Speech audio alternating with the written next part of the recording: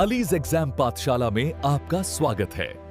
मैं हूं आपका अली भाई और अलीज एग्जाम पाठशाला में आपका स्वागत है। आज की इस गहन चर्चा में हम व्याकरण के एक ऐसे विषय का विस्तृत विश्लेषण करेंगे जो अक्सर परीक्षाओं में हमें उलझा देता है। बिल्कुल। और आज का हमारा विषय है एसएससी जीडी हिंदी का लिंग यानी gender one short master class. हाँ, और आज की इस गहन चर्चा में जो पीडीएफ सामग्री हमने स्रोत के रूप में ली है उसकी सभी स्लाइड्स को हम क्रम से मतलब एकदम लाइन टू लाइन समझने वाले हैं, और उसमें जो भी एमसीक्यू हैं उन्हें हम बिल्कुल एमसीक्यू के फॉर्म में ही डिस्कस करेंगे। ये बहुत ही बेहतरीन तरीका रहेगा। और सुनने वालों को बता दूं कि आज का ये विस्तृत विश्लेषण नीरज सर की क्लास पर आधारित है, जहां हम लिंग के चिन्ह, पहचान और सटीक नियमों को डिकोड करेंगे। सबसे पहला सवाल तो यही है कि आखिर ये लिंग है क्या? देखिए, अगर हम व्याकरण के हिसाब से चलें तो लिंग का शाब्दिक अर्थ होता है चिन्ह या पहचान। ये शब्द हमारी संस्कृत भाषा से आया है। हाँ, संस्कृत से। और सबसे महत्वपूर्ण बात जो याद रखनी है वो ये है कि लिंग में जो भी परिवर्तन होता है वो हमेशा संज्ञा यानी नाउन के आधार पर होता है। मतलब संज्ञा ही बॉस है यहाँ पर। एकदम सही। तो अब उस जादुई तरीके पर आते हैं जैसे नीरज सर की क्लास में लिंग पहचानने की मास्टर ट्रिक कहा गया है। मुझे ट्रिक बहुत पसंद है। क्योंकि इसके लिए कोई भारी भरकम नियम नहीं चाहिए, है ना? बिल्कुल। हमारे श्रोताओं को बस मेरा या अच्छा और मेरी या अच्छी का प्रयोग करना है। हाँ, इस मास्टर ट्रिक के दो हिस्से हैं। पहला है सर्वनाम का प्रयोग, जैसे किसी भी शब्द के आगे मेरा या मेरी लगाकर देखें। जैसे मेरा फोन, ये सुनने में सही लगता है तो फोन पुल्लिंग है। और अगर हम कहें मेरी कलम तो वो स्त्रीलिंग हो जाता है। कोई मेरा कलम तो कहता नहीं है ना? बिल्कुल नहीं कहता। और इसका दूसरा हिस्सा विशेषण वाला है। शब्द के आगे अच्छा या काला लगाकर देखें, जैसे अच्छा लड़का या काला हिरण, तो ये पुल्लिंग हो गए। और वहीं अगर अच्छी लड़की या काली भैंस बोले तो ये स्त्रीलिंग है। यहाँ श्रोताओं के लिए एक बहुत ही शानदार प्रो टिप भी है। अगर कभी मेरा या अच्छा लगाने पर भी कंफ्यूजन हो, मतलब दुविधा हो रही हो, तो शब्द को बोलकर देखें। हाँ, बस एक वाक्य बना लें। क्रिया के अनुसार लिंग अपने आप स्पष्ट हो जाएगा। जैसे हवा चल रही है, रही है मतलब स्त्रीलिंग। एकदम प्रैक्टिकल तरीका है ये। तो चलिए अब बात करते हैं हिंदी में लिंग के भेदों की। हिंदी में कितने भेद होते हैं? हाँ, हिंदी बहुत स्पष्ट है इस मामले में। केवल दो लिंग होते हैं। पहला पुल्लिंग जो पुरुष जाति का बोध कराता है, और दूसरा स्त्रीलिंग जो स्त्री जाति का बोध कराता है। और यहीं पर नीरज सर का वो विशेष नियम आता है जिसे पावर कॉन्सेप्ट या द गोल्डन रूल कहा गया है। ये सच कहूं तो ये नियम मुझे बहुत आश्चर्यचकित करता है। बिल्कुल। नियम कहता है कि दुनिया की हर ताकतवर, बलशाली और निर्णय लेने वाली चीज प्रायः स्त्रीलिंग होती है। क्या बात है! मतलब हम अक्सर ताकत को पुल्लिंग मान लेते हैं, लेकिन यहाँ संसद, सभा, समिति, कुर्सी, वर्दी, बिजली, किताब और कलम भी, ये सब सत्ता और शक्ति के प्रतीक हैं, और ये सभी स्त्रीलिंग हैं। ये बहुत ही पावरफुल कॉन्सेप्ट है। चलिए अब पुल्लिंग के मुख्य नियमों पर आते हैं। प्रायः कौन से नाम पुल्लिंग होते हैं? इसके कुछ सीधे नियम हैं। प्रायः देशों के नाम, पर्वतों के नाम पुल्लिंग होते हैं। ग्रहों, महासागरों और पेड़ों के नाम भी पुल्लिंग हैं। दिनों और हिंदी महीनों के नाम भी, जैसे रविवार या चैत्र। हाँ, बिल्कुल। इसके अलावा दूध के पदार्थ जैसे दही, पनीर, शरीर के अंगों के नाम जैसे हाथ, पैर, सिर, बाल, ये सब पुल्लिंग हैं। और मसालों और वर्णमाला के अक्षरों के नाम भी पुल्लिंग की श्रेणी में आते हैं। लेकिन यहाँ श्रोताओं के लिए एक बहुत बड़ा अलर्ट है। हाँ, परीक्षा में सीधे नियम कहाँ आते हैं? वहां तो अपवाद यानी एक्सेप्शन ही फंसाते हैं। बिल्कुल। तो अपवादों को ध्यान से सुने। देशों और पर्वतों में श्रीलंका और अरावली की पहाड़ियां हमेशा स्त्रीलिंग होती हैं। और शरीर के अंगों में? जुबान, उंगली, हथेली, नाक, आंख और कोहनी, ये शरीर के अंग होते हुए भी स्त्रीलिंग हैं। ग्रहों में हमारी पृथ्वी भी स्त्रीलिंग है। और दूध के पदार्थों में दही और पनीर तो पुल्लिंग थे, लेकिन छाछ स्त्रीलिंग है। एकदम सही। और मसालों में हल्दी, मिर्च, इलायची, जावित्री, लौंग, ये सब स्त्रीलिंग हैं। वर्णमाला में ई और री स्त्रीलिंग माने जाते हैं। तो अपवादों की लिस्ट काफी लंबी है। अब स्त्रीलिंग के मुख्य नियमों की बात करते हैं। स्त्रीलिंग में प्रायः नदियों और झीलों या घाटियों के नाम आते हैं। हिंदी तिथियों के नाम जैसे प्रथमा, अष्टमी, नवमी। भाषाओं और लिपियों के नाम भी है ना, जैसे हिंदी, मराठी, देवनागरी। हाँ, इसके अलावा बेलों और ऋतुओं के नाम और आभूषणों के नाम जैसे चूड़ी, पाजेब, अंगूठी, ये भी स्त्रीलिंग हैं। लेकिन यहाँ भी तो अलर्ट होगा। बिल्कुल है। नदियों में 3 बड़े अपवाद हैं जो पुल्लिंग हैं: सिंधु, सोन और ब्रह्मपुत्र। और ऋतुओं में? ऋतुओं में पतझड़ अपवाद है, ये पुल्लिंग माना जाता है। चलिए, ये तो हो गए मुख्य नियम। अब उस कॉन्सेप्ट पर आते हैं जिसे नित्य लिंग या फिक्स्ड जेंडर कहते हैं। हाँ, जो शब्द सदैव एक ही लिंग में रहते हैं, उनका लिंग बदलने के लिए हमें नर या मादा लगाना पड़ता है। जैसे नित्य पुल्लिंग शब्दों में तोता, कछुआ, मच्छर, खटमाइल, खरगोश आते हैं। इनका स्त्रीलिंग बनाने के लिए मादा लगाएंगे, जैसे मादा तोता। और नित्य स्त्रीलिंग में छिपकली, कोयल, मैना, मछली, चील आते हैं। इनका पुल्लिंग बनाने के लिए नर लगाएंगे, जैसे नर छिपकली। इसके बाद आते हैं उभयलिंग यानी कॉमन जेंडर पर। ये तो दोनों के लिए समान होते हैं। बिल्कुल, जैसे डॉक्टर, ड्राइवर, राज्यपाल, मंत्री, प्रोफेसर, राष्ट्रपति, प्रधानमंत्री, और एक शब्द है मनगढ़ंत।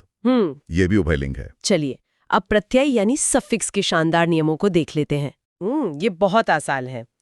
अगर अंत में वान है तो वो वती हो जाएगा, जैसे भगवान से भगवती। मान है तो मति, जैसे शक्तिमान से शक्तिमती। अक प्रत्यय इका बन जाता है, जैसे गायक से गायिका, लेखक से लेखिका। और ता बदलता है त्रि में, जैसे कर्ता से कर्त्री, नेता से नेत्री। अ की ध्वनि आइन में बदलती है, जैसे पंडित से पंडिताइन, ठाकुर से ठकुराइन। लेकिन अपवाद यहाँ भी हैं। विद्वान का विदुषी होता है और भाई का भाभी। बिल्कुल सही। तो श्रोताओं, हमने सारे नियम और ट्रिक्स डिकोड कर लिए हैं। अब समय है लाइव प्रैक्टिस का। जैसा कि हमने वादा किया था, अब हम पीडीएफ की स्लाइड्स के आधार पर एक रैपिड फायर एमसीक्यू क्विज करेंगे। बिल्कुल, इससे सारे नियम वाक्यों में प्रयोग होकर एकदम पक्के हो जाएंगे। तो सेट 1 से शुरू करते हैं। पहला प्रश्न है, लिंग किस भाषा का शब्द है? इसका उत्तर है संस्कृत। प्रश्न 2, हिंदी में कितने लिंगों का प्रयोग होता है? बहुत आसान, 2 पुल्लिंग और स्त्रीलिंग। प्रश्न 3, निम्न में से कौन सा शब्द पुल्लिंग नहीं है? विकल्प हैं हीरा, पीतल, अस्त्र, यमुना। यहाँ उत्तर यमुना होगा, क्योंकि नदी का नाम स्त्रीलिंग होता है। प्रश्न 4, शब्दों का लिंग निर्धारण किसके आधार पर होता है? संज्ञा के आधार पर होता है। प्रश्न 5, कौन सा शब्द पुल्लिंग है? जोगी, अमावस्या, बकरी, नर्मदा। यहाँ जोगी पुल्लिंग है, क्योंकि अमावस्या की रात रमणीय होती है, तो वो स्त्रीलिंग है। सेट 2 पर आते हैं। प्रश्न 6, कौन सा शब्द पुल्लिंग है? विकृति, संस्कृति, संपत्ति, प्रकृति। लेकिन नोट करने वाली बात है, स्लाइड में संपत्ति है पर उत्तर में दंपत्ति लिखा है, तो हम दंपत्ति विकल्प मानकर चलेंगे। हाँ, दंपत्ति का मतलब पति पत्नी का जोड़ा होता है और ये पुल्लिंग माना जाता है। प्रश्न 7, किस विकल्प में सभी शब्द पुल्लिंग हैं? इसका सही उत्तर है कौवा, खरगोश, मंडल, क्योंकि बाकी विकल्पों में हार और पायल जैसे स्त्रीलिंग शब्द थे। प्रश्न 8, अपवाद को छोड़कर वर्णमाला के अक्षरों के नाम किस लिंग में होते हैं? प्रायः पुल्लिंग होते हैं, अपवाद बस ई, री है। प्रश्न 9, ठठेरा का स्त्रीलिंग क्या होगा? ठठेरिन। प्रश्न 10, तोता शब्द का स्त्रीलिंग निम्न में से क्या होगा? यहाँ नित्य पुल्लिंग नियम लगेगा, तो उत्तर होगा मादा तोता। अब सेट 3, प्रश्न 11, विद्वान शब्द का स्त्रीलिंग। यह अपवाद था, उत्तर है विदुषी। प्रश्न 12, कौन सा शब्द स्त्रीलिंग नहीं है? यामा, योजना, भिक्षा, संबल। यहाँ संबल पुल्लिंग शब्द है, तो यही उत्तर होगा। प्रश्न 13, कौन सा शब्द स्त्रीलिंग है?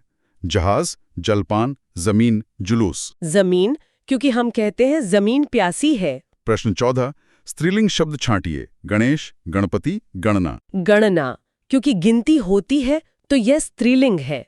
प्रश्न 15, कौन सा शब्द स्त्रीलिंग है? फुटपाथ, स्कूल, स्टोव, केतली। केतली। आगे बढ़ते हैं सेट 4 पर। प्रश्न 16, जिन भाववाचक संज्ञाओं के अंत में हट होता है, जैसे गड़गड़ाहट, उनका लिंग होता है? वे स्त्रीलिंग होती हैं। प्रश्न 17, पुल्लिंग संज्ञा के स्थान पर स्त्रीलिंग कर देने से काला विशेषण क्या हो जाएगा? काली हो जाएगा। प्रश्न 18, कव्वाली शब्द में कौन सा लिंग है? यह इकारांत शब्द है, इसलिए स्त्रीलिंग है। प्रश्न 19, संज्ञा के जिस रूप से स्त्रीत्व का बोध होता है। उसे स्त्रीलिंग कहते हैं। प्रश्न 20, मंत्री शब्द का लिंग क्या है? यह उभयलिंग है। अब सेट 5। प्रश्न 21, पुल्लिंग शब्द छांटिए। चाहत, रंगत, आहार। आहार, क्योंकि आहार लिया जाता है। प्रश्न 22, पुल्लिंगवाचक शब्द छांटिए। तलवार, प्लेट, पायल, कैमरा। कैमरा, मास्टर ट्रिक लगाइए, मेरा कैमरा खराब हो गया। प्रश्न 23, पुल्लिंग शब्द है। दीमक, रात, वर्षा, विधुर। विधुर, जिसकी पत्नी मर गई हो, यह पुल्लिंग है। प्रश्न 24, स्त्रीलिंग शब्द है। उत्साह, चक्रव्यूह, संकल्प, मृत्यु। मृत्यु, क्योंकि मृत्यु निश्चित है। प्रश्न 25, स्त्रीलिंग शब्द बताइए। डोर, रस्सा, धागा, सूत। डोर, जैसे जीवन की डोर। सेट 6 शुरू करते हैं। प्रश्न 26, स्त्रीलिंग शब्द है।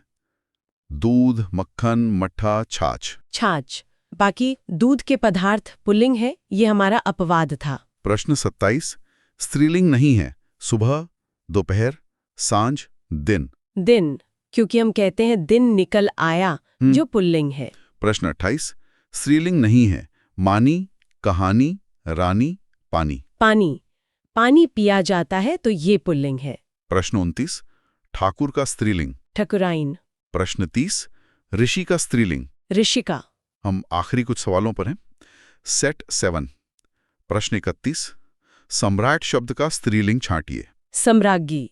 प्रश्न 32, स्त्रीलिंग शब्द अलग कीजिए। उल्लास, हमला, हवाला, हरकत। हरकत, हम कहते हैं ना तुम्हारी हरकत, इसलिए ये स्त्रीलिंग है। प्रश्न 33, स्त्रीलिंग शब्द पहचानिए। संसार, समुदाय, अष्टमी। अष्टमी, तिथियों के नाम स्त्रीलिंग होते हैं। प्रश्न 34, कौन सा शब्द स्त्रीलिंग है? काढ़ा, तिल, छाछ। फिर से छाछ। प्रश्न 35, स्त्रीलिंग शब्द है। मालिक, कहार, पाठक, योगिनी। योगिनी। अब फाइनल सेट पर आ गए हैं। प्रश्न 26, माफ कीजिएगा, प्रश्न 36, स्त्रीलिंग शब्द है। खीरा, टसाल, भील। टसाल, जहाँ सिक्कों की ढलाई होती है, ये स्त्रीलिंग है। प्रश्न 37, स्त्रीलिंग शब्द है। धुआं, भत्ता, धावा, संध्या। संध्या, जैसे हम कहते शाम हो गई, वैसी संध्या हो गई। प्रश्न 38, कमल का स्त्रीलिंग।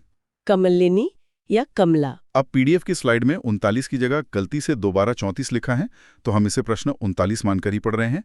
स्त्रीलिंग शब्द, हाथी, मोती, पानी, नकेल। नकेल, क्योंकि मोती और पानी तो पुल्लिंग होते हैं। और आखिरी प्रश्न, इसे हम 40 मान लेते हैं।